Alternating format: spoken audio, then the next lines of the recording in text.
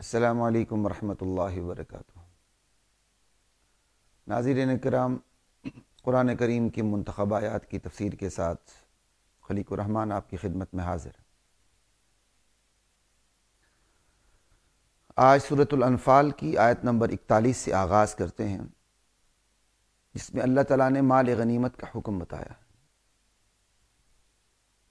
وَاعْلَمُوا أَنَّمَا غَنِمْتُم مِّن شَيْءٍ فَأَنَّ لِلَّهِ خُمُسَهُ وَلِلرَّسُولِ وَلِذِي الْقُرْبَى وَالْيَتَامَى وَالْمَسَاكِينِ وَابْنِ السَّبِيلِ۔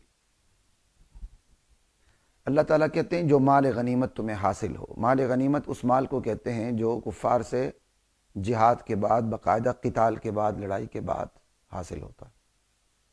اس کی تفصیلات اپنی جگہ، ہم نے آج اس کی تفصیلات پہ کوئی بات تو نہیں کرنی، نہ مال غنیمت اور فے میں کوئی فرق کو واضح کرنا آج کی اس نشست کا ان آیات کے حوالے سے مقصود ہے، بلکہ اس آیت کی روشنی میں نبی کریم صلی اللہ تعالی علیہ وآلہ وسلم کی معاشی زندگی پر تھوڑی سی روشنی ڈالنا مقصود ہے، اور آج کی جو صورتحال ہے اس پر تھوڑی سی روشنی ڈالنا مقصود ہے اس آیت سے۔ بس آج کی اس نشست میں اس آیت سے اس سے زیادہ مقصد ہمارا نہیں۔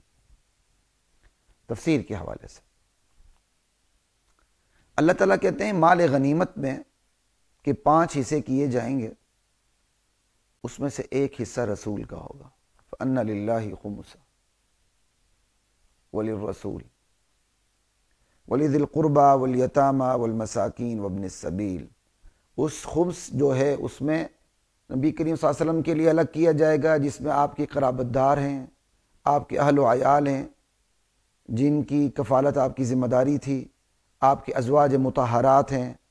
اسی طرح اسی خمس میں سے مسلمانوں کے مفاد عامہ پر ضرورت کے تحت خرچ ہوگا، ضرورت کے پیش نظر، ورنہ جو براہ راست خرچ ہوگا سب سے پہلے وہ نبی کریم صلی اللہ علیہ وسلم کی ذات مطہرہ ہے، ازواج مطہرات ہیں، اہل و عیال ہیں، اور آپ کے قرابت دار اور رشتہ دار ہیں۔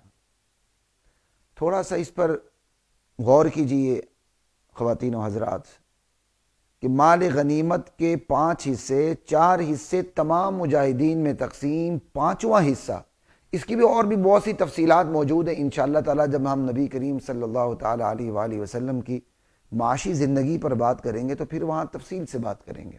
آج وہ تفصیل کا موقع نہیں، آج یہ صرف یہاں یہ بتانا مقصود ہے کہ تھوڑا سا غور کیجئے کہ نبی کریم صلی اللہ علیہ وسلم کی معاشی زندگی کا خیال اللہ تعالیٰ نے کیسے فرمایا اور اس کا کیا معیار رکھا، کیا سٹینڈرڈ رکھا۔ بس اس پہ غور کیجیے گا اس آیت کی روشنی میں۔ چونکہ نبی کریم صلی اللہ علیہ وسلم کی دن رات کی زندگی، شب و روز کی زندگی اللہ کے دین کے لیے وقف تھی، اقامت دین کے لیے وقف تھی۔ آپ اللہ کے دین کے کام کو کرتے ہوئے اب اپنی روزی روٹی تو نہیں کما سکتے تھے، تو اللہ تعالیٰ نے آپ کے لیے انتظام فرمایا کہ جو جہاد ہوتا تھا اس میں مال غنیمت کا 5واں حصہ آپ کے لیے رکھا۔ یہ آپ کی معاشی زندگی کا صرف ایک پہلو ہے، ہم پورے تمام پہلوؤں پہ بات نہیں کر رہے، انشاءاللہ جب موضوع بنا کے ہم کبھی بات کریں گے تو تمام پہلوؤں پہ بات کریں گے کہ اللہ تعالیٰ نے آپ کی معاشی زندگی کو سنوارنے کے لیے اس کا ایک سٹینڈرڈ رکھا کہ مال غنیمت کے 5 حصے، 4 حصے تمام مجاہدین میں تقسیم، پورا 5واں حصہ آپ کے لیے، آپ کے قرابت داروں کے لیے۔ پھر اسی 5 کے حصوں کے اندر یتیم مسکین کے لیے بھی استعمال ہو جاتا ہے۔ فَأَنَّ لِلَّهِ وَلِلرَّسُولِ وَلِذِي الْقُرْبَى وَالْيَتَامَى وَالْمَسَاكِينِ وَابْنِ السَّبِيلِ، مسافروں کے لیے، یعنی وہی 5واں حصہ مسلمانوں کے مفاد عامہ کے لیے بھی استعمال ہو جاتا تھا۔ یہ آپ کی زندگی کا معیار اللہ نے رکھا، اور کتنا بہترین معیار رکھا۔ کیا آپ نے کبھی سنا کہ نبی کریم صلی اللہ علیہ وسلم نے نکاح پڑھایا اور اس پر پیسے لیے ہوں؟ صحابی نے کسی کا نکاح پڑھایا اور اس کے پیسے لیے ہوں؟ میں یہ نہیں کہہ رہا کہ نکاح پر پیسے لینا غلط ہے، علماء حضرات مجھ پر فتوے نہ ٹھوکیے گا، میں صرف یہ بات آپ سے پوچھنا چاہتا ہوں کہ خیر القرون کا منظر کیا تھا؟ لا الہ الا اللہ، خیر القرون کا منظر کیا تھا؟ اس لیے علماء تھوڑا سا صبر سے کام لیتے ہوئے، یا طلباء تھوڑا سا صبر سے کام لیتے ہوئے مجھ پر فتویٰ بازی نہ کریں، صرف یہ دیکھیں، بلکہ یہ میں آپ ہی کی فیور میں بات کر رہا ہوں۔ نبی علیہ السلام سب سے بڑے عالم دین تھے۔ نبی علیہ السلام جیسے عالم دین کے لیے اللہ تعالیٰ نے معاشی سٹینڈرڈ یہ رکھا کہ مال غنیمت کا 5واں حصہ آپ کے لیے، آپ کے اہل و عیال کے لیے، آپ کے ازواج و مطہرات کے لیے، آپ کے قرابت داروں کے لیے وقف کر دیا۔ یہ الگ بات ہے کہ اللہ کے نبی اتنے سخی تھے کہ جو آپ کے لیے تھا وہ بھی آپ خرچ کر دیتے تھے، لیکن اللہ نے انتظام کیا فرمایا؟ سب سے بڑے عالم دین تھے کہ آپ کسی حال میں بھی معاشی تنگی کا شکار نہ ہوں۔ اللہ نے معاشی سٹینڈرڈ یہ رکھا کہ یہ اللہ کا انتظام تھا، اور انتظام بھی انتہائی ایک معیاری انتظام، کے قرابت داروں کے لیے وقف کر دیا۔ یہ الگ بات ہے کہ اللہ کے نبی اتنے سخی تھے کہ جو آپ کے لیے تھا وہ بھی آپ خرچ کر دیتے۔ اس آیت کی روشنی میں لیکن اللہ نے میں ان احباب سے سوال کرنا چاہتا ہوں جو مسجد کے متولی ہیں، مدارس کے متولی ہیں، دینی اداروں کو سنبھال رہے ہیں، فلاح و بہبود کے کام کر رہے ہیں، وہ صرف یہ بتائیے ان کی مساجد میں کام کرنے والے علماء، مدارس میں کام کرنے والے علماء، ان کا مشاہرہ کیا ہے؟ اس آیت کی روشنی میں انہیں آپ ان کی معاشی زندگی کے حوالے سے کہ وہ اپنے گھر کی کفالت کر لیں اور معاشی زندگی ایک بہترین سطح کے اوپر وہ اس کو اپنی ذمہ داری کو نبھائیں، آپ نے کیا کیا؟ آپ نے تو مولوی کو محتاج بنا کے رکھ دیا۔ ہاں، کسی مسجد کی، کسی ادارے کی، کسی مدرسے کی وہ معاشی سطح نہیں ہے تو یہ ایک الگ سوال ہے، لیکن میں رواج کی بات کر رہا ہوں کہ عمومی رواج کیا ہے کہ مسجد کے متولی حضرات ایک اپنے مسجد کے امام کی، خطیب کی، ایک عالم دین کی، درس قرآن دینے والے کی، درس حدیث دینے والے کی، اپنی زندگی کو وقف کرنے والے کی آپ نے معاشی زندگی کا خیال رکھا ہے تو کیسے نیچ طریقے سے رکھا ہوا ہے۔ آپ کی سگریٹ کا جو خرچہ ہوتا ہے، آپ کی جو روزمرہ چھوٹی موٹی چائے پیالی کا جو خرچہ ہوتا ہے، اس سے کم تو مولوی صاحب کی تنخواہ ہوتی ہے۔ پھر وہ بیچارہ مولوی صاحب مجبور ہوتا ہے، یا وہ اگر بہت باعزت انسان ہے، بہت غیرت مند انسان ہے، وہ تو گزارا کر لیتا ہے، یا تھوڑی بہت اس کی اپنی جائیداد ہے تو اس میں سے بھی تھوڑا بہت وہ اپنا گزارا کر لیتا ہے۔ اگر وہ گزارا پورا نہیں ہوتا، وہ بیچارہ کوئی اور نوکری بھی ساتھ کرنے کی کوشش کرتا ہے، کوئی تجارت کرنے کی کوشش کرتا ہے، جس سے مسجد کے متولی معاف نہیں کرتے۔ مولوی صاحب آپ ہمارے امام ہیں، آپ تجارت کرتے ہیں، آپ کوئی اور کاروبار بھی کرتے ہیں، آپ کو اجازت نہیں ہے۔ متولی صاحب آپ نے امام صاحب کو خرید لیا، آپ نے مولوی صاحب کو خرید لیا ہے۔ آپ کی اوقات کیا ہے کہ آپ ایک مسجد کے امام اور خطیب پر یا عالم دین پر پابندی لگاتے ہیں کہ آپ کوئی اور کام نہ کریں، یا آپ اتنی بہترین تنخواہ دیتے ہوں، مشاہرہ دیتے ہوں، اور بہترین سطح پر معاشی زندگی کے حوالے سے وہ مولوی صاحب اپنے بچوں کی کفالت پوری اچھی طرح کر سکتا ہو، تو پھر اگر کوئی اور آپ اپنے طریقوں سے کوئی پابندی لگاتے ہیں، کوئی شرائط لگاتے ہیں، تو آپ کی شرائط کی کوئی سمجھ آ جاتی ہے، وگرنہ جتنا آپ کا کام ہے اس سے زیادہ آپ کو شرائط لگانے کا حق ہی نہیں ہے۔ سوال یہ ہے، سوال تھوڑا سا میرا دور جا رہا ہے، میں جو سمجھانے کی کوشش کر رہا ہوں کہ مولوی صاحب نے آپ کی معاشی زندگی، جس بندے نے اپنی شب و روز، اپنی پوری زندگی دن رات اقامت دین کے لیے وقف کیا، آپ نے اس کی تنخواہ کیا رکھی؟ آپ نے اس کا سٹینڈرڈ کیا رکھا؟ چونکہ وہ تنخواہ اتنی کم ہوتی ہے، مولوی صاحب ٹیوشن پڑھانے پہ مجبور ہوتا ہے، اس طرح وہ دین سپلائی کرتا ہے اور پھر ٹیوشنوں کے پیسے لیتا ہے، گھر گھر جا کے نوک کرتا ہے، دستک دیتا ہے۔ یہ ایک الگ بات ہے کہ اس طرح اس کی اپنی حیثیت عرفی بھی تباہ ہوتی ہے، اس کی اپنی ایگو، اپنی انا داؤ پہ لگتی ہے۔ یہ کیا طریقہ ہے؟ پھر ایک معمولی سا تھوڑا سا باعزت طریقہ، جس کو میں باعزت طریقہ نہیں سمجھتا، مولوی صاحب کو نکاح رجسٹرار بنا دیا جاتا ہے۔ ماشاءاللہ جی، بڑا احسان کرتے ہیں مسجد والے، مولوی صاحب آپ نکاح رجسٹرار بھی ہیں۔ پھر مولوی صاحب نکاح پڑھاتے ہیں، نکاح پر دلہے کو تحفے دینے کی بجائے، دلہن کو کوئی اچھی کتاب تحفہ دینے کی بجائے، مولوی صاحب انتظار میں ہوتا ہے کہ اب یہ کتنی موٹی اسامی ہے اور مجھے کتنا پیسہ ملے گا اس نکاح سے۔ اچھے اچھے غیور مولوی صاحب جو اپنے آپ کو سمجھتے ہیں ہم بڑے غیرت مند ہیں، ہم بڑے غیور ہیں، وہ نکاح پر پیسے ٹھوک کے لیتے ہیں، انتظار میں رہتے ہیں، انتظار میں رہتے ہیں نکاح ہوں اور ہمیں پیسے ملیں۔ اور اچھے خاصے مولوی حضرات باقاعدہ نکاح فارم پہ اپنی فیس لکھ دیتے ہیں، ماشاءاللہ۔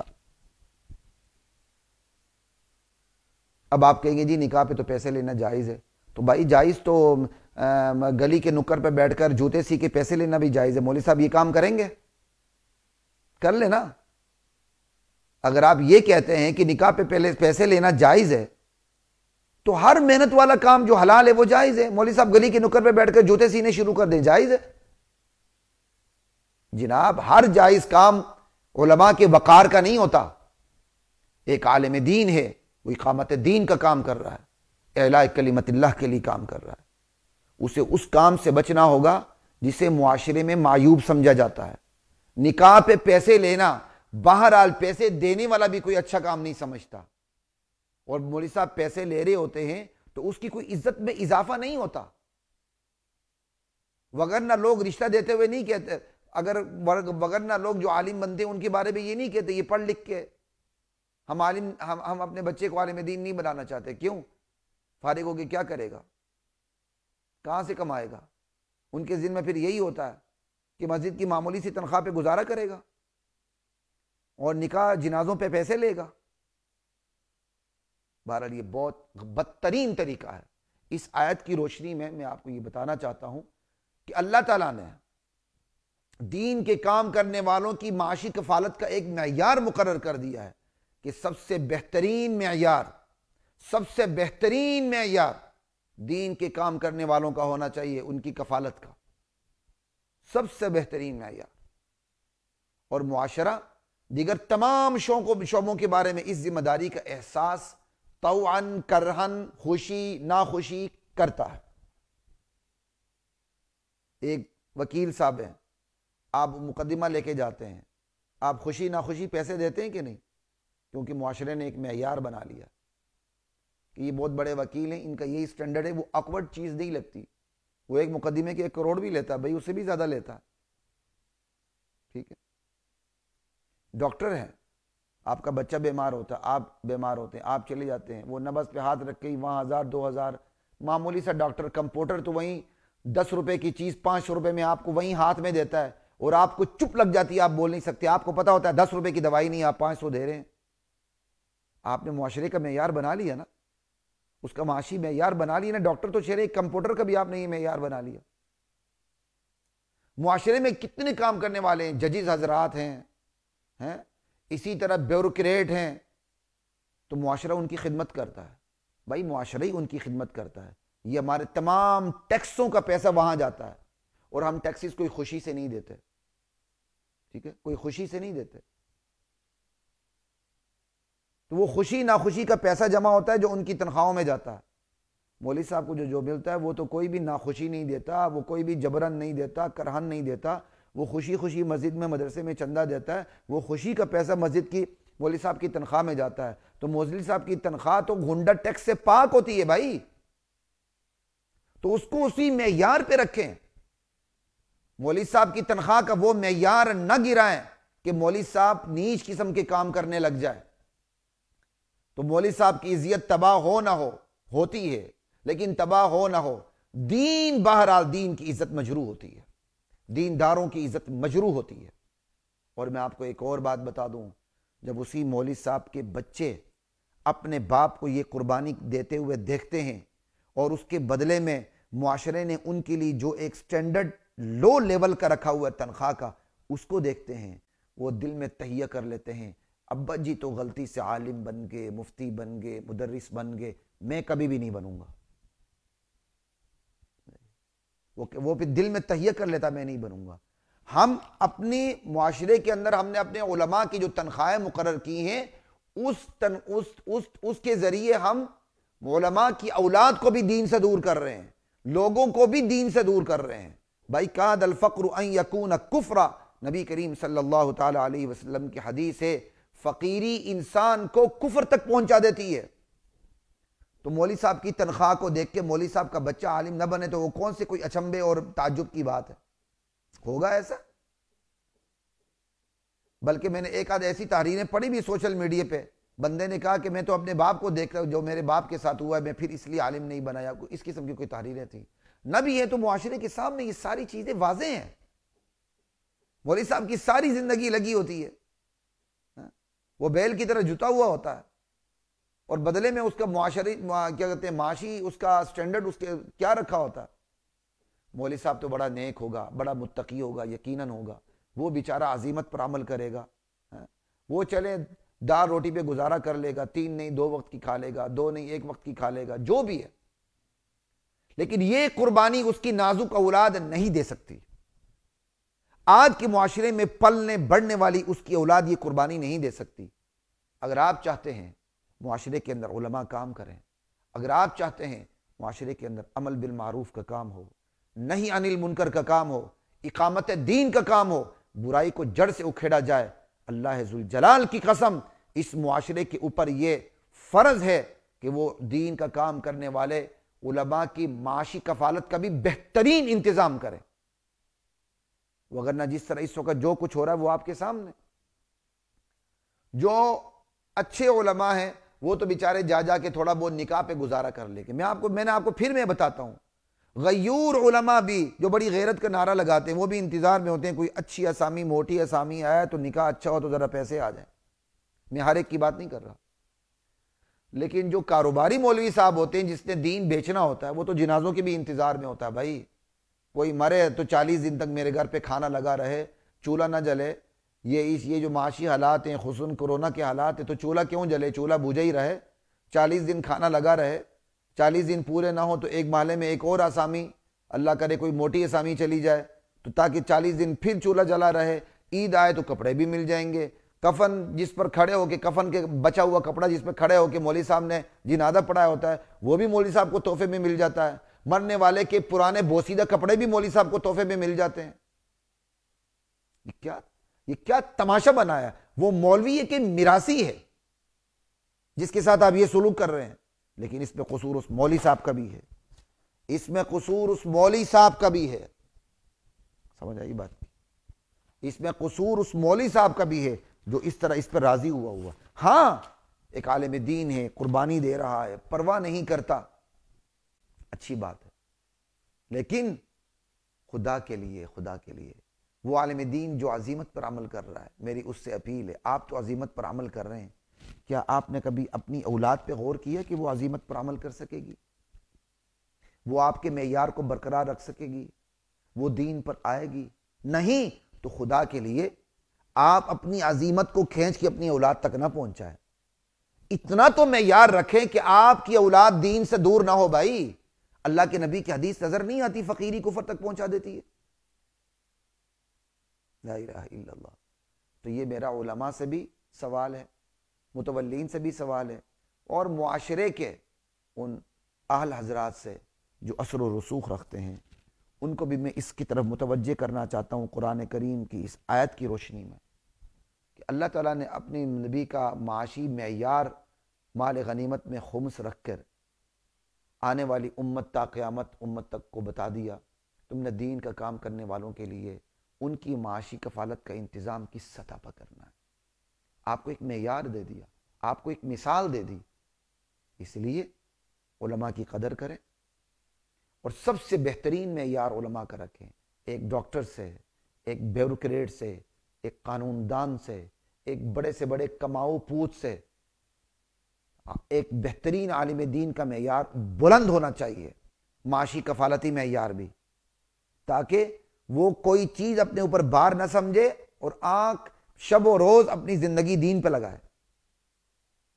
وہ کھانے کے لیے کمانے کے لیے دین پہ نہیں لگا رہا، وہ اللہ کو راضی رکھنے کے لیے دین پہ لگا رہا ہے، لیکن اللہ تعالیٰ نے بندے کی مادی ضروریات بھی رکھی ہیں، اور یہ مادی ضروریات اللہ تعالیٰ نے معاشرے کے اوپر رکھ دی ہیں، لیکن افسوس معاشرے کے اوپر جو ذمہ داریاں دین کے علاوہ ہیں معاشرہ اس کو سمجھتا ہے، معاشرہ ڈاکٹر کو پیسے دیتا ہے، معاشرہ دکاندار کو پیسے دیتا ہے، معاشرہ انجینئر کو پیسے دیتا ہے، معاشرہ قانون دان کو پیسے دیتا ہے، بیوروکریٹ کو دیتا ہے، ملازم کو دیتا ہے، لیکن وہی معاشرہ جب ایک عالم دین کو تنخواہ دینے کی، معاشی کفالت کی باری آتی ہے تو وہ صم بکم عمی فہم لا یعقلون کی تصویر بن جاتا ہے۔ ایسا نہیں ہونا چاہیے۔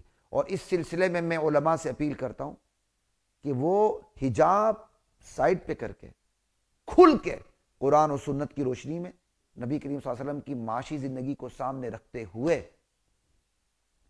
اس پر کھل کے بات کیا کریں ہمت کے ساتھ، اور لوگوں کو ترغیب دیں کہ وہ اپنے مساجد اور مدارس اور فلاحی اور دینی اداروں کے اندر کام کرنے علماء کا بہترین سے بہترین معاشی معیار رکھیں، اور یہ بھی دین کی ترویج کا ایک بہترین ذریعہ ہے۔ معاشرہ سمجھتا ہے، معاشرہ پولیس کی تنخواہ بڑھاتا ہے، ججز کی تنخواہ بڑھاتا ہے، اور جو اہم ترین ادارے ہیں، جو ایک کلاس ادارے ہیں جیسے پارلیمنٹ ہے، کورٹس ہیں، ان کی تنخواہیں بڑی بہترین رکھی جاتی ہیں۔ کیوں رکھی جاتی ہیں؟ اس کے پیچھے یہی ذہنیت، یہی سوچ وزڈم کار فرما ہوتی ہے کہ یہ بہت ہی اہم ترین ادارے ہیں اور بہت ہی اہل ترین افراد ہیں، ان کا بہترین معاشی انتظام کریں گے، ہم ان سے بہترین کام لیں گے۔ تو یہ وزڈم آپ کی گھاس چرنے چلی جاتی ہے جب عالم دین کے بارے میں بات ہوتی ہے کہ ہم ایک عالم دین سے بہترین کام لیں، قرآن و سنت کا کام لیں، دن رات کام لیں، لیکن اس کی معاشی کفالت کا اس طرح بہترین انتظام کریں اس کی طرف سے اس پر کوئی بوجھ ہی نہ ہو۔ یہاں وزڈم آپ کی گھاس چرنے چلی جاتی ہے۔ اس لیے میں علماء سے کہتا ہوں کہ اس میں آپ کی بھی غلطی ہے۔ معاشرہ اگر آپ کے بارے میں ذمہ داری کو سمجھتا نہیں ہے اور ذمہ داری کو سوچتا نہیں ہے، اس میں غلطی ایھا العلماء آپ کی بھی ہے، یا معاشر العلماء یہ غلطی آپ کی بھی ہے۔ آپ نے نبی علیہ السلام کی معاشی زندگی کی ایک فقیرانہ تصویر پیش کر دی، بس آپ نے صرف فقر کو پیش کر دیا، حالانکہ نبی علیہ السلام کی معاشی زندگی کے اندر جو فقر کا پہلو ہے وہ آپ کا اختیاری تھا، ٹھیک ہے، وہ آپ کا اختیاری تھا، وگرنہ اللہ نے آپ کے کیا معاشی سٹینڈرڈ رکھا ہوا تھا۔ آپ نے لوگوں کے سامنے اسلام کی صحیح تصویر پیش نہیں کی۔ جب بھی اسلام کی بات آئی تو صوفیانہ ذوق کے زیر اثر آپ نے ہمیشہ فقیری کو سامنے رکھا، تو لوگوں نے پھر آپ کو فقیر ہی سمجھ کے آپ کے ساتھ سلوک کرنا ہے۔ بھائی عزیمت بھی ہوتی، رخصت بھی ہوتی ہے، لوگوں کو اس حوالے سے رخصت پر بھی لائیں، لوگوں کو اس حوالے سے نبی علیہ السلام کے معاشی پہلو دکھائیں۔ ابھی تو انشاءاللہ ہم صرف چونکہ میں اس آیت پہ بات کرنا چاہ رہا تھا تو میں نے نبی علیہ السلام کی زندگی کے مختلف معاشی پہلو نہیں دکھائے۔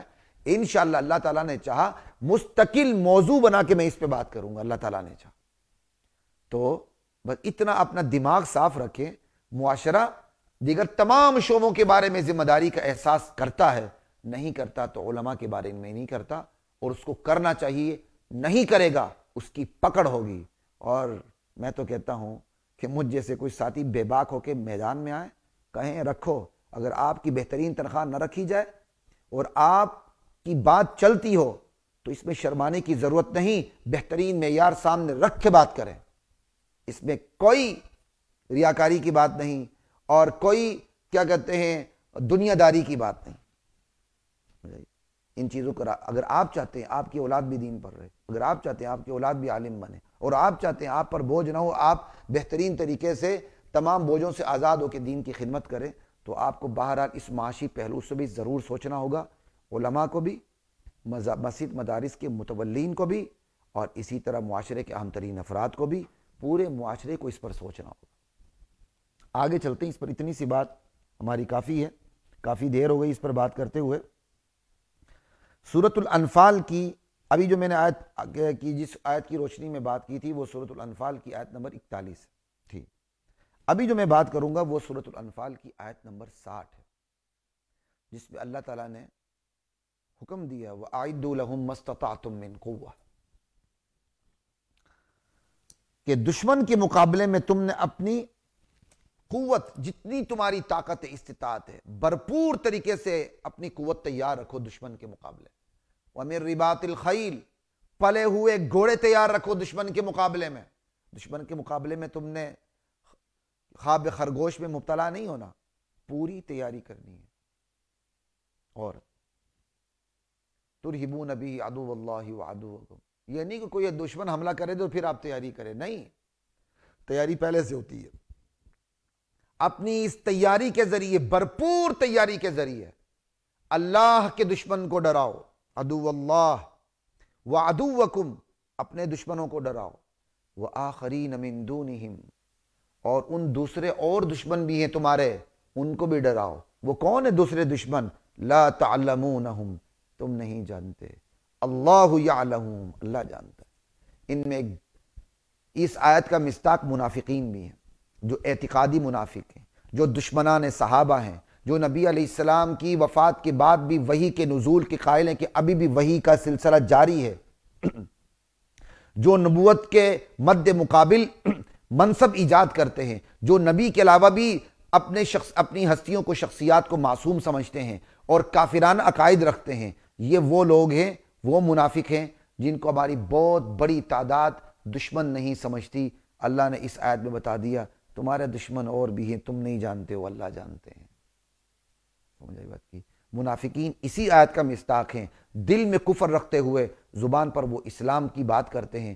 تو ہمارے بہت سے سادہ لوگ افراد کہتے کلمہ گو مسلمان ہیں، کلمہ گو مسلمان ہیں، سمجھ آئی؟ تو پھر وہ اپنے دشمن کو سمجھ نہیں سکتے، اور دشمن وقت پر آ کے ضرب لگاتا ہے اپنے مکر سے، اور مکر کہتے اس کو ہیں کہ ایسی خفیہ تدبیر کہ ضرب سے پہلے پتہ نہ چلے، پھر ہم ہاتھ ملتے رہ جاتے ہیں۔ خیر، میں اس آیت کی روشنی میں 2-3 باتیں آپ سے عرض کرنا چاہتا ہوں۔ اس آیت سے تو ایک دنیاوی تعلیم کا پتہ چلا کہ بندے کے پاس دنیاوی تعلیم بھی ہونی چاہیے، اس لیے طلب العلم فریضۃ علی کل مسلم سے کیا کہتے ہیں، دنیاوی تعلیم کھینچ تان کے نکالنے کی ضرورت نہیں ہے۔ فریضہ ہوتا ہے، ادا نہ کرے تو بندہ گناہگار ہوتا ہے، گناہ کبیرہ ہوتا ہے، ٹھیک ہے؟ تو اس لیے کھینچ تان کے دیگر احادیث کو، دیگر آیات کو نہ لائیں۔ جس آیات سے دنیاوی تعلیم کا ثبوت ملتا ہے، بلکہ ضروری ہونا ملتا ہے، وہ یہ آیت ہے کہ دشمن کے مقابلے میں اپنے ہتھیار تیار رکھو۔ تو بھائی ہتھیار آپ قرآن و حدیث پڑھ کے کیمسٹری اور فزکس کے فارمولے تو نہیں نکالیں گے نا، آپ وہی دنیاوی تعلیم پڑھیں گے جو عصری تعلیمی اداروں میں دی جاتی ہے۔ تو اس سے یہاں تو ایک دنیاوی تعلیم کا ثبوت بھی مل گیا آپ کو۔ نیک نیتی کے ساتھ دنیاوی تعلیم حاصل کرنا خود یہ قرآن کریم سے ثابت ہے، ایک بات۔ دوسری بات جو آپ کو کہنا چاہتا ہوں، دشمن کے مقابلے میں اپنی تیاری پوری رکھیں۔ الحمدللہ عالم اسلام کے اندر پاکستان وہ خوش قسمت ترین ملک ہے جس نے مجبوراً طوعاً کرہاً، خوشی ناخوشی، دشمن کے مقابلے میں اپنی تیاری بھرپور رکھی ہوئی ہے، مادی حوالے سے۔ پلے ہوئے گھوڑے اور اپنی مادی قوت، یہ پلے ہوئے گھوڑے تو ایک استعارہ ہو گیا نا۔ تو دشمن کے مقابلے میں الحمدللہ ہمارے ملک کی بہترین تیاری ہے ہر لحاظ سے۔ کیوں؟ ہمارے حدود 4 ایسا ہے، ہمارے گرد و پیش میں ہمارے ہمسائے ایسے ہیں۔ آپ ایران کا بارڈر دیکھیں، ہر وقت حالت جنگ میں ہوتا، ہم حالت جنگ میں ہوتے ہیں، ہمارا میڈیا نہیں بتاتا یا بتانے نہیں دیا جاتا، بہرحال جو کچھ بھی ہے۔ اسی طرح آپ انڈیا کے بارڈر کو دیکھ لیں، اسی طرح جب تک طالبان تھے افغانستان کا بارڈر محفوظ تھا، طالبان کا سقوط ہوا، حکومت ختم ہو گئی، اب ہمارا افغانستان کا بارڈر بھی محفوظ نہیں ہے، تو ہمیں اپنی مجبوراً تیاری کرنی پڑی۔ تو الحمدللہ ہم وہ خوش قسمت ترین ملک ہیں جس نے دشمن کے مقابلے میں ہر طرح کی تیاری بھرپور طریقے سے رکھی ہوئی ہے۔ اب یہاں ہمارا جو لبرل طبقہ ہے، جو پاک فوج کا دشمن ہے، جو جہادی سرگرمیوں کا دشمن ہے، وہ ہماری فوجی سرگرمیوں پر اعتراض کرتا ہے۔ دیکھو جی، اتنا بڑا بجٹ فوج پہ لگ گیا، تعلیم پہ نہیں لگا۔ میں کوئی تعلیم پہ لگانے کا مخالف نہیں ہوں، تعلیم پہ ضرور لگنا چاہیے، کیوں نہیں لگنا چاہیے؟ میں اس کی بات ہی نہیں کر رہا، میں صرف فوج کی بجٹ کی بات کر رہا ہوں۔ اگر فوج پر یہ بجٹ نہ لگتا، آپ کی افواج اس طرح تیار نہ ہوتی، ایمانداری سے بتائیں، آپ کی سرحدات محفوظ ہوتی؟ آپ کا حشر شام کا نہ ہوتا؟ آپ کا حشر عراق کا نہ ہوتا؟ آپ کا حشر لیبیا کا نہ ہوتا؟ آپ کا حشر لبنان اور دیگر کمزور ممالک کا نہ ہوتا؟ آج الحمدللہ ہم اگر سکھ کی نیند سو رہے ہیں، سکون کے ساتھ ہیں، راحت کے ساتھ ہیں، آرام سے بیٹھے ہوئے ہیں، تو اس میں الحمدللہ ہمارے ملک کی یہ خوش قسمتی ہے کہ ہم نے اپنی دفاعی تیاری بھرپور طریقے سے کی ہوئی ہے، مادی حوالے سے بھرپور طریقے سے کی ہوئی ہے۔ یہ اس کا، ہماری دفاعی تیاری کا ہمارے سکون میں اسباب کے درجے میں بہت بڑا کردار ہے۔ اس لیے اپنے فوجی بھائیوں کے خلاف زبان نہ کھولا کریں. ہاں پرویز مشرف جیسے لوگ بھی ہوتے ہیں جو فوج کو بدنام کر کے رکھ دیتے ہیں، لیکن ضیاء جیسے بھی تو ہوتے ہیں الحمدللہ. افغانستان کا جہاد دیکھ لیں، ISI کی تیاری دیکھ لیں، ہماری اٹامک کیا کہتے ہیں انرجی، جو ہمارے اٹامک پاور دیکھ لیں، ہماری ایٹمی صلاحیت دیکھ لیں. ٹھیک ہے نا، اس میں ضیاء کا، شہید ضیاء کا کتنا بڑا کردار ہے. اب کامنٹ میں شاید مجھے کوئی سرکاری ملا دوبارہ لکھ دے بھائی، مجھے فوج کا ایجنٹ بھی کہہ دیں تو ٹھیک ہے الحمدللہ. میں اپنی فوج کا ایجنٹ ہوں نا، دشمن کی فوج کا ایجنٹ تو نہیں ہوں. کہہ دیں آپ جو مرضی کر سکتے ہیں کہہ دیں. مجھے بعض ساتھی کئی دفعہ فتوی لگا دیتے ہیں تو لگائیں، میں تو ان کامنٹ کا جواب پڑھ کے محظوظ ہی ہوتا ہوں اور کچھ بھی نہیں. لیکن جو حقیقت بات ہے وہ میں کر کے رہوں گا. پاک فوج کی جتنی تیاری ہے میرا ایمان ہے کہ اس سے 10 گنا زیادہ تیاری ہونی چاہیے. ہاں یہ بھی میرا ایمان ہے، یہ بھی میں کہتا ہوں کہ دیگر جتنے بھی شعبے ہیں ان کا بھی استحصال نہیں ہونا چاہیے، استیصال نہیں ہونا چاہیے، ان کا بہترین سطح پر ان کا بھی خیال کرنا چاہیے. اس پہ کوئی دو رائے نہیں. اگر دیگر شعبے خراب ہو رہے ہیں تو اس کا یہ مطلب نہیں کہ جس شعبے میں کام ہو رہا ہے آپ کیا کہتے ہیں اس کے پیچھے پڑ جائیں. خیر، تو ہمارا حدود اربع ایسا ہے، اللہ تعالیٰ نے ہمیں ہمسائے ایسے دیے، ہمیں اپنی تیاری کرنی پڑی. جو ملک سوئی نہیں بنا سکتا وہ ایٹمی صلاحیت کا مالک ہے. اللہ کا شکر ادا نہیں کرتے ہیں کہ عالم اسلام میں واحد ہم ہیں جو ایٹمی صلاحیت کے مالک ہیں. دشمن کی بیلی آنکھ ہم 1 منٹ میں پھوڑ کے رکھ دیں. ہاں ہماری کمزوریاں بہت سی بھی ہیں، اس میں کوئی شک نہیں، لیکن میں ان کمزوریوں پر بات نہیں کر رہا. میں صرف اس پر بات کر رہا ہوں کہ دشمن کے مقابلے میں بھرپور تیاری ہونی چاہیے. قرآن کا یہ حکم ہے. اس لیے دشمن کے حوالے سے جو بھرپور تیاری ہماری افواج کی ہے اس پر اعتراض کی کوئی گنجائش نہیں ہے، کوئی گنجائش نہیں. ہاں پالیسیوں پر آپ کسی کے پالیسیوں پر کوئی فرد واحد آ جاتا ہے اور پورے ادارے کو اپنے لیے استعمال کرنے لگ جاتا ہے تو اس کی پالیسیوں پر اعتراض کر سکتے ہیں. پرویز مشرف کی پالیسیوں پر اعلانیہ میں تنقید کرتا رہا ہوں اور کرتا بھی ہوں. ٹھیک ہے، لیکن ایک فرد کی غلطی سے پورے ادارے کو بدنام نہ کریں. ادارہ اور چیز ہوتی ہے اور فرد واحد اور چیز ہوتا ہے.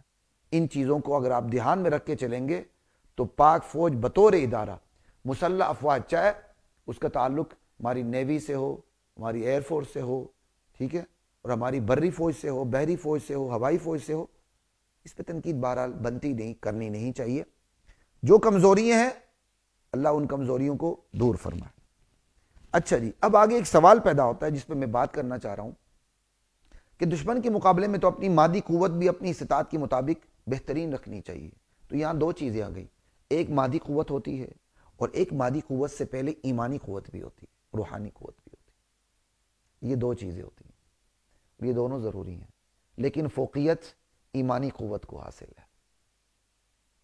لیکن ایمانی قوت کے ساتھ مادی قوت ہونی بھی ضروری ہے تاکہ ہم اپنا دفاع بھی کر سکیں اور اقدامی جہاد کرتے ہوئے ہم اللہ کا کلمہ بلند بھی کر سکیں، اعلاء کلمت اللہ کا کام بھی کر سکیں، اقامت دین کا کام بھی کر سکیں، دنیا کے آخری کونے تک دعوت کے ساتھ جہاد کو بھی لے کے چلیں. یہ طریقہ کار ہے. تو ایمانی قوت اور مادی قوت یہ دونوں ضروری ہیں. اب آپ تھوڑا سا میں موازنہ کرنا چاہتا ہوں، تھوڑا سا اس پہ غور کیجیے گا، کوئی بات رہ نہ جائے اس لیے میں تھوڑا سا دیکھ لوں. ایمانی قوت اور مادی قوت. ایمانی قوت اگر بہت مضبوط ہے، مادی قوت میں کمی ہے، تو اللہ تعالیٰ ایمانی قوت سے کام چلا کے مادی قوت کی کمی کو پورا کر دیتے ہیں. ایسا ہوتا ہے. تمام غزوات کو دیکھ لیں سوائے غزوہ حنین کے، ہماری ایمانی قوت مضبوط ترین تھی، ہماری مادی قوت دشمن کے مقابلے میں عمومی طور پہ کم رہی ہے. لیکن صحابہ کی ایمانی قوت، نبی علیہ السلام کی ایمانی قوت ایسی تھی کہ وہ مادی قوت کی کمی پوری ہو جاتی تھی. ہاں غزوہ حنین کے اندر ہماری مادی قوت بھی بھرپور تھی، ایمانی قوت تو بھرپور تھی ہی تھی. تو بعض مسلم نوجوان صحابہ کے زبان سے یہ بات غلطی سے نکل پڑی، ہم پہلے کم تھے تو ہماری فتح ہوتی تھی، آج تو ہم زیادہ ہیں. اللہ کو یہ بات اچھی نہیں لگی. وَيَوْمَ حُنَيْنٍ إِذْ أَعْجَبَتْكُمْ كَثْرَتُكُمْ فلم تغن عنکم شیئا وضاقت علیکم الارض بما رحبت ثم ولیتم مدبرین۔ اللہ کہتے ہیں حنین کا موقع جب تمہاری کثرت نے تمہیں بڑا خوش کر ڈالا تھا، پھر کیا ہوا؟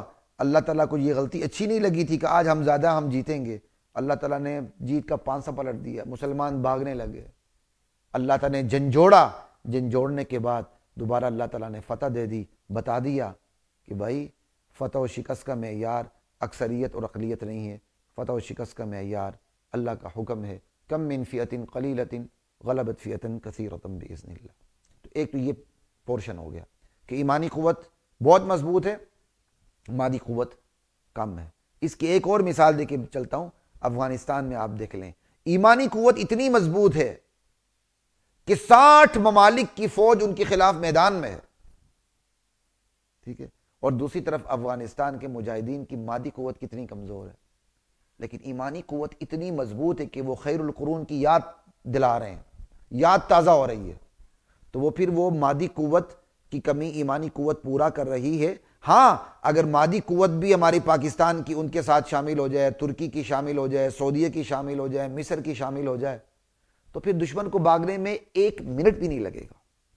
اگر آج دشمن کو بھاگنے میں تاخیر ہو رہی ہے تو یہ ہماری اپنی ذاتی غلطی ہے، باقی ان مجاہدین کی کوئی غلطی نہیں ہے۔ ان کے پاس جو اللہ تعالیٰ نے وَأَعِدُّوا لَهُم مَّا اسْتَطَعْتُم مِّن قُوَّةٍ کے تحت جو چھوٹی موٹی طاقت حاصل ہے، اس طاقت کے زور پر انہوں نے پورے امریکہ کی ہیبت کو تحلیل کر کے رکھ دیا ہے، تباہ و برباد کر کے رکھ دیا ہے۔ 60 ممالک کی فوج کو افغانستان کے طالبان نے تباہ و برباد کر کے رکھ دیا ہے، دنیا کے اوپر سے ان کی ہیبت و جبروت کو ختم کر کے رکھ دیا ہے۔ اس سے بڑھ کر افغانستان کے طالبان کی مجاہدین کی کیا کرامت ہے۔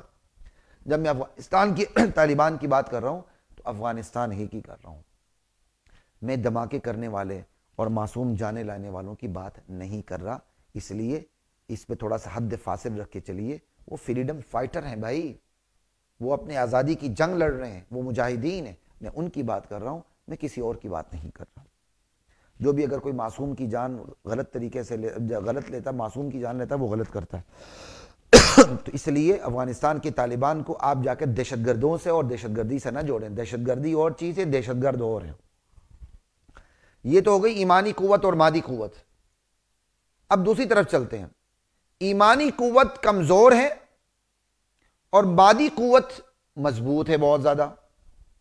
اس کی مثال ہم ہیں، پاکستان، ہماری مادی قوت الحمدللہ بڑی مضبوط ہے دشمن کی دفاعی حوالے سے، لیکن ہمارا ایمان کمزور ہے، ہمارا ایمان کمزور ہے، اس لیے ہماری وہ مادی قوت نتائج نہیں دے رہی جو نتیجہ دینا چاہیے، نتیجہ خیز نہیں ہے، ہمیں مقاصد حاصل نہیں ہو رہے ہیں۔ ہمارا مقصد پاکستان بنانے کا کیا تھا؟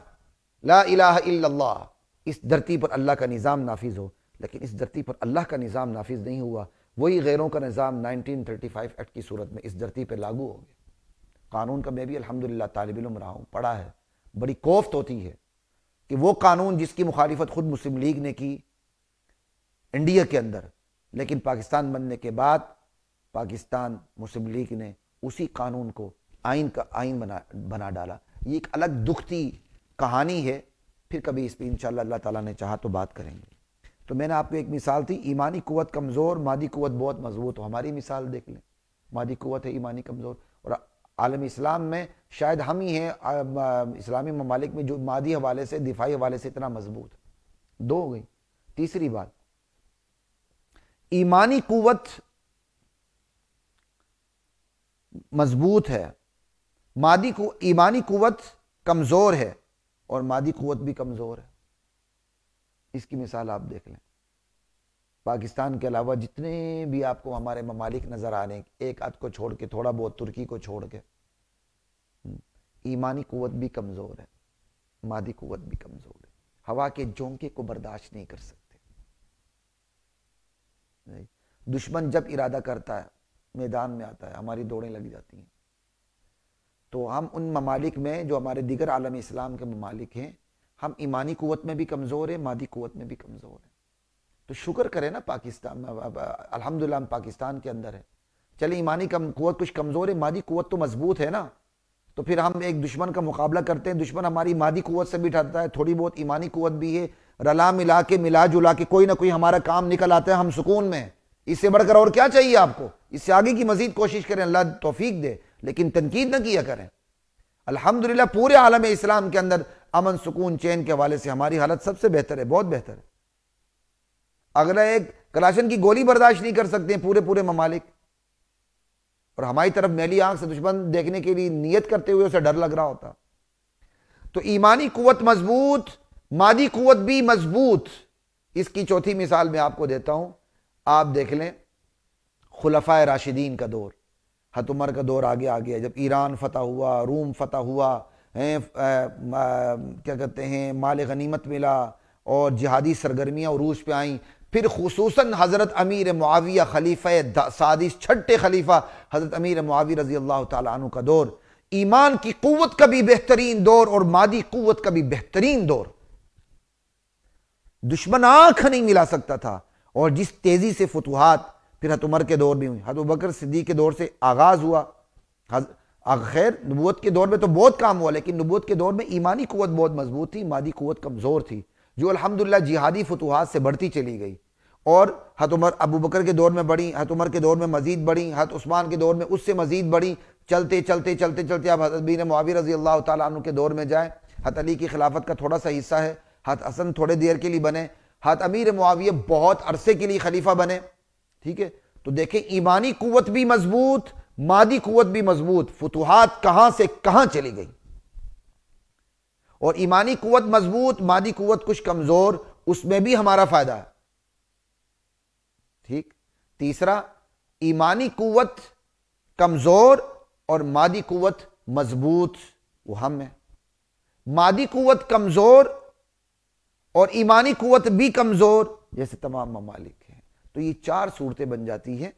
یہ چار صورتوں کو دیکھ لیں، آپ دوبارہ کہہ دیتا ہوں، ایمانی قوت بھی مضبوط، مادی قوت بھی مضبوط، ایمانی قوت بھی کمزور، مادی قوت بھی کمزور، ٹھیک ہے۔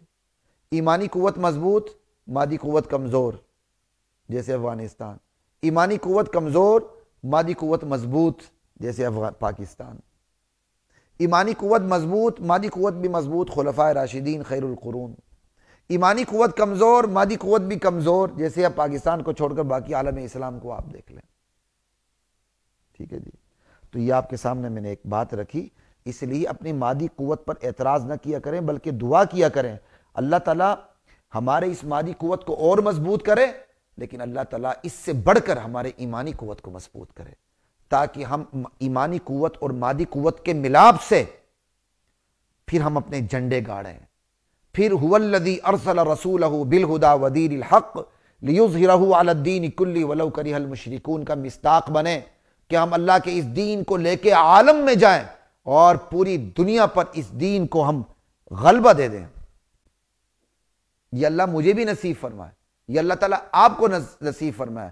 دلائل کے اعتبار سے تو دین کو ہمیشہ غلبہ رہا ہے، لیکن اقتدار کے حوالے سے، حکومت اور سلطنت کے حوالے سے بھی غلبہ رہنا چاہیے۔ تو آج میں نے آپ کے سامنے سورۃ الانفال کی آیت نمبر 41 اور سورہ انفال کی آیت نمبر 60 کی روشنی میں آپ کے سامنے کچھ تھوڑی سی گزارشات پیش کی۔ اللہ کی ذات ہمیں قرآن سمجھنے، سمجھانے، آگے پہنچانے، اس پر عمل کرنے اور خصوصیت کے ساتھ قرآن کی وزڈم کو لینے اور قرآن سے اپنے تعلق کو استوار کرنے کی توفیق عطا فرمائے۔ کل تک کے لیے خلیق الرحمن کو اجازت دیجیے، انشاءاللہ زندگی ہوئی کل انشاءاللہ پھر آپ سے ملاقات ہوگی قرآن کریم کی منتخب آیات کی تفسیر کے ساتھ۔ السلام علیکم ورحمۃ اللہ وبرکاتہ۔ وَلَقَدْ أَنزَلْنَا